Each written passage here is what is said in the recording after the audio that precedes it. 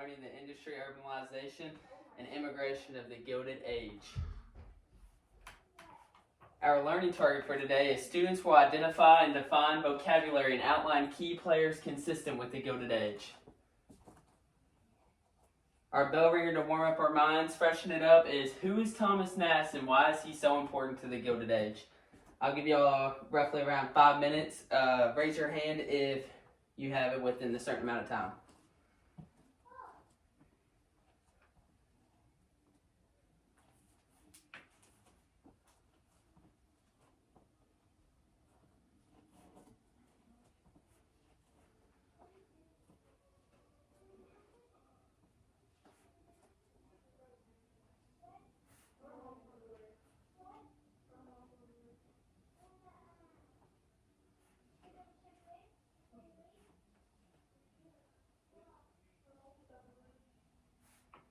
Three minutes left.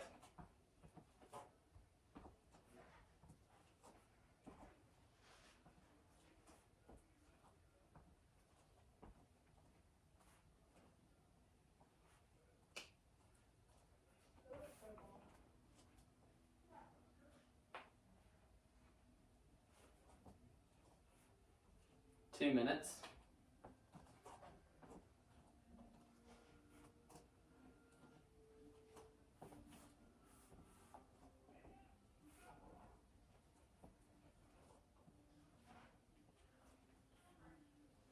Yes.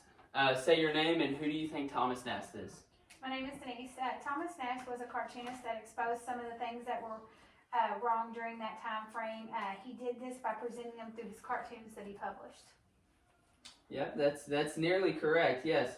Thomas Nast, a heroic American cartoonist, improved society to an extreme and hence enormously influenced the development of America as a nation during the Gilded Age. Nast used freedom of the press, his relentlessness for reform, and his public influence to help change the world for reform. And his public influence to help change the world to what he believed to be a better place. He could not stand corrupt politicians and took it upon himself to harass the Tweed ring continually with his drawings in an attempt to bring the ring down. And yes, next slide would carry us into why do they call it the Gilded Age? Do you know why they call it the Gilded Age? No, I do not.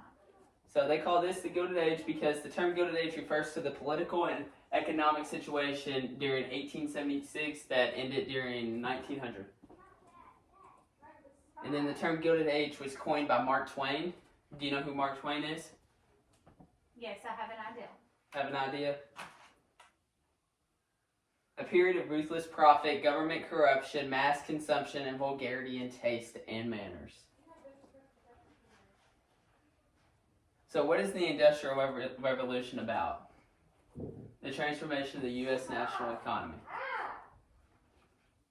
And then it's going to involve in production, transportation, immigration, rise of cities, decline in pop from rural areas, corruption, and then union activism, along with racism and nativism. And then there's reform at the end, with progressive fix the problem of industrial society. Any questions? No, sir. Are you concerned about anything, or would you like a clear definition? No, I'm good. And then what does the Industrial Revolution take place? When does it? Various periods of American history is where it takes. So that would mean the first Industrial Revolution was started in 1800 and ended in 1860, begins in early 1800s with textile manufacturing and iron production. The second Industrial Revolution really takes off in the latter part of 1800s, so around 1870, and then it ended around 1915. And then changes due to the industrialization. Technology. New products and inventions were coming out every other day during the Industrial Revolution, just brighter and bigger ideas. Business organizations, corporations and trusts, warehouses could also be a big part of the Industrial Revolution from background knowledge of me as being a student. And then cities grow, rural to urban migration and immigration. And then labor protection, unions, working conditions, benefits, safeties. It was usually most people were working in factories at the time. And then reform movements. Progressives will react to the changes brought by industrializations, pollutions, food, and drug regulations, along with political reforms. Terms to define is robber baron. Do you know who robber baron is before I discuss? I know what robber baron is, yes, sir. Yes, so robber baron was an American capitalist who got rich at the expense of others, exploited natural resources, or had unfair government influence. He is a main key in the Industrial Revolution. And then the captains of industry. So business leaders who built a personal fortune and contributed positively to the country through jobs and philanthropy, which is also charity. And make sure you're writing these notes down because this will be over the test next week. So I'll give you time to write this down.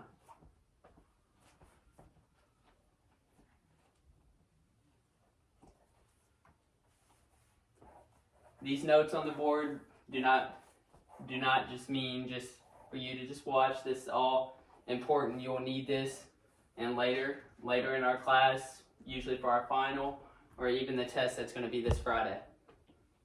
Did you get that written down? Yes, sir. And then trust.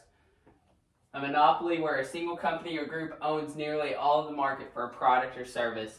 So usually they would sell a certain product or just give a certain service. So as in, some companies would they would have manufacturing as in, during the 1940s, they also had Ford cars.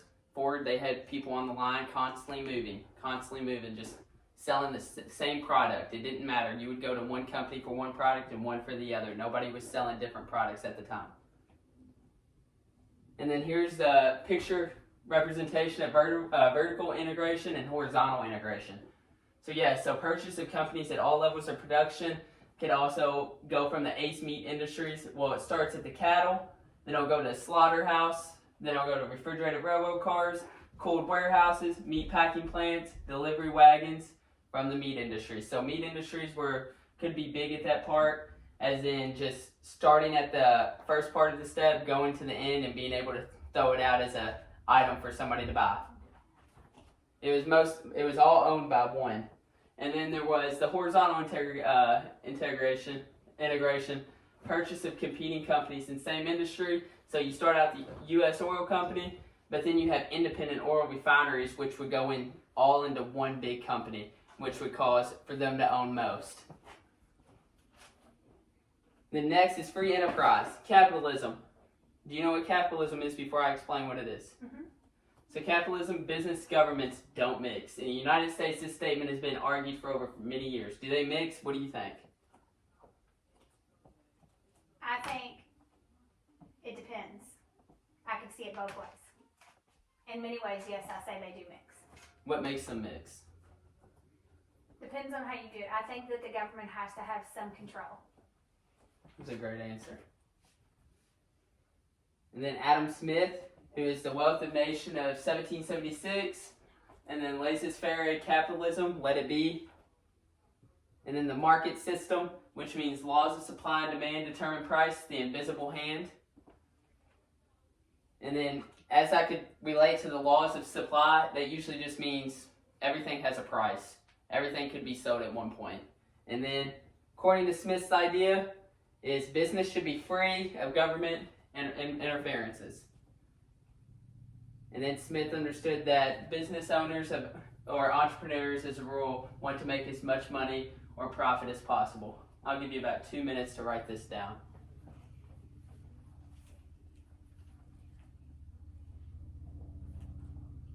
Just raise your hand when you're ready.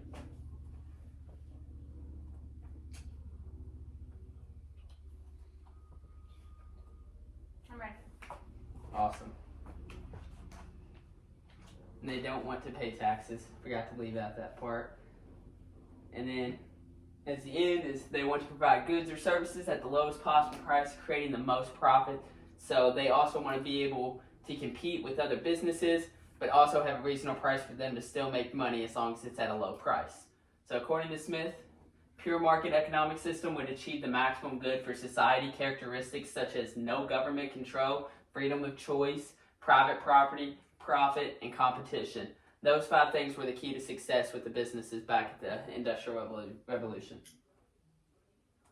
And the IRA brings changes to these businesses. And then captains of industry or robber barons. Do you know what that is? What that would explain? No. Robber barons benefited themselves. Captains of industry look to help the government, help others. That is correct. Indeed it is. And then John D. Rockefeller, another great name to put into the mix. Standard Oil.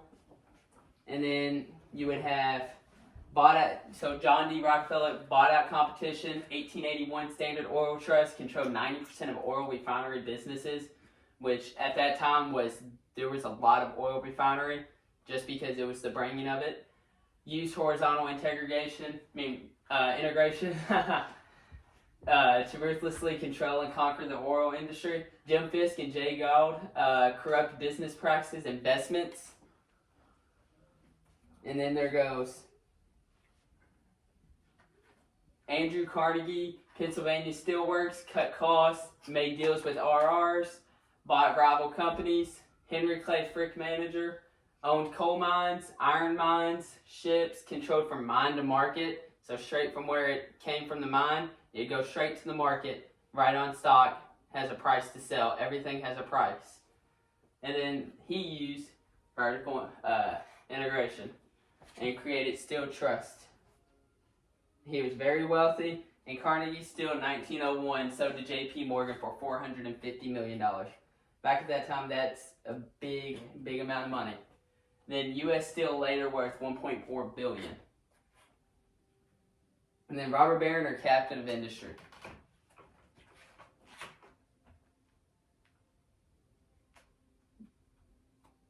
Let me go back. And then yes, robber baron, late 19th century industrialists, especially those who displayed their wealthy manipulator of government, paying corrupt officials to enact laws to support business, Congress, tariffs, squeezing out competition.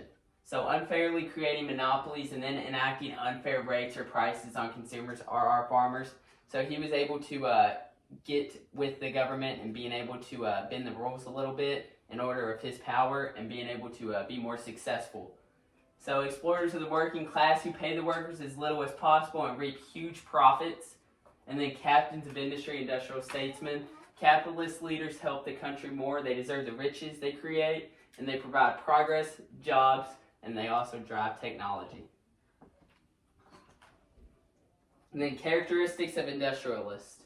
Do you know any characteristics of main industrialists?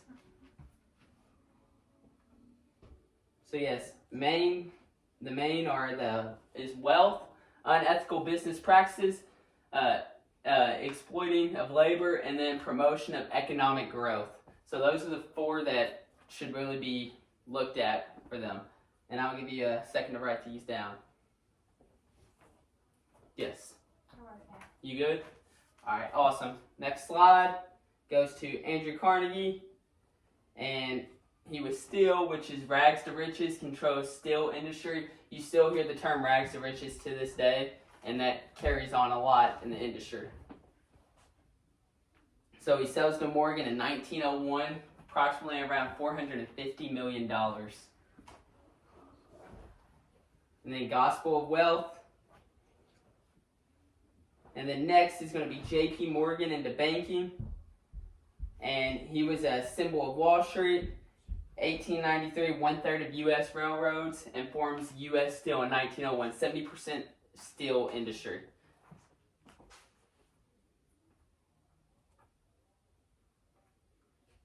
And then next is J.D. Rockefeller. He was known for oil. Monopoly, 1870, Standard Oil was born. 1872, the Cleveland Massacre. Now, I won't be getting into Cleveland Massacre, but if you want to get into it, it's up for research. And then 1879 is 90% refining businesses. And then Trust, 1882, Standard Oil Trust is born. And then Ida Tarbell, which is the antitrust movement. And then next is Cornelius Vanderbilt, which is known for shipping and rails. Young entrepreneur, 1860s railroad mergers. Erie Wars, which is 1867 through 68. In 1873, he started Grand Central Terminal. And that is a picture of him. Doesn't really look that young, but that's just him as the owner. And then here's some pictures. That is what the standard industries would look like, as in manufacturing or just any parts. They're more of a bigger warehouse, more as you see today, mining, coal. And then Rockefeller. The growth of large business is merely the survival of the fittest. This is not an evil tendency in business. It is merely the working out of the law of nature and a law of God. This question will be on your test here this week, so I suggest you to write this down, as in shorten it out as a quote.